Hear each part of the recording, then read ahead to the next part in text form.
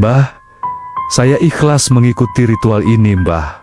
Tadi cerita ke saya kalau hidupnya susah. Mbah, anak di rumah ada 2. Sudah besar, biaya sekolah besar, dan juga orang tua sakit.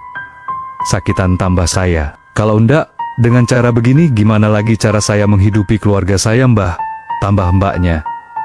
"Oh gitu, Nduk." Akhirnya kami ke pembicaraan ke tahap selanjutnya. "Mas, ritualnya ini ada persyaratannya, Mas. Mas dan mbaknya harus menyediakan sesajen yang nantinya akan kita ritualkan di sana, di Alas Purwo," kata mbahnya. "Seperti apa saja, Mbah, sesajennya?" Dan saya kan sepertinya ndak paham mengenai hal begitu, Mbah.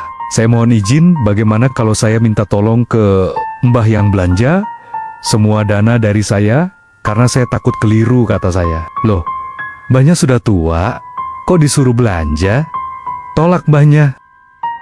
Akhirnya, cewek saya mengambil kertas dan bolpen, mencatat semua kebutuhan sesajennya itu sampai lengkap. Tidak ada yang ketinggalan. Dengan didikte oleh si Mbah. Setelah semua tercatat dan jelas mengenai proses ritual, maka saya dan cewek saya izin pamit untuk pulang. Di perjalanan, saya ngatur strategi kedepannya sama mbaknya. Info Mbah tadi saya harus balik pada hari Rabu, malam Kamis Kliwon. Saya antar mbaknya pulang ke lokalisasi, dan saya pulang. Saat hari Rabu pagi saya belanja semua kebutuhan yang ada di catatan mbahnya kapan hari. Setelah lengkap semua sorenya, saya langsung ke rumah mbaknya, karena bertepatan hari itu, dia izin libur. Alasan sakit si mbaknya paham. Supaya saya ndak ribet dan ngeluarin duit lagi buat izin ke Germo, sehingga pengeluaran bisa irit tidak double. Setelah jemput, kami langsung ke Banyuwangi, dan sampai rumah Mbah Nan jam 9 malam. Disambutlah saya sama Mbah Nan. Saya disuruh masuk, lalu sesajen belanjaan saya serahkan ke mbahnya untuk diperiksa. Setelah pengecekan mbahnya, oke, ndak ada kekurangan, Mbah Nan mengajak kami ke tempat ritual. "Naik apa, Mbah?" tanya saya. "Naik mobil." "Pakai mobil saya saja, Mas. Saya sewa mobil tetangga," kata mbahnya. "Mungkin supaya saya ndak capek nyetir dan bisa konsen ke ritualnya."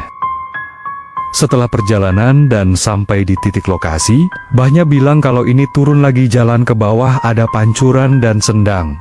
Dan disitulah nanti kami ritual. Saya melihatnya sebenarnya bukan pancuran seperti yang pada umumnya. Pancurannya itu di situ ada 2, yang satu airnya mengalir, dan yang satunya airnya hanya menetes.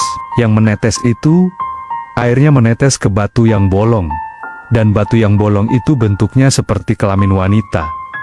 Ndak besar sendang itu sebenarnya. Di sendang tersebut, Mbah menyetop air yang mengalir.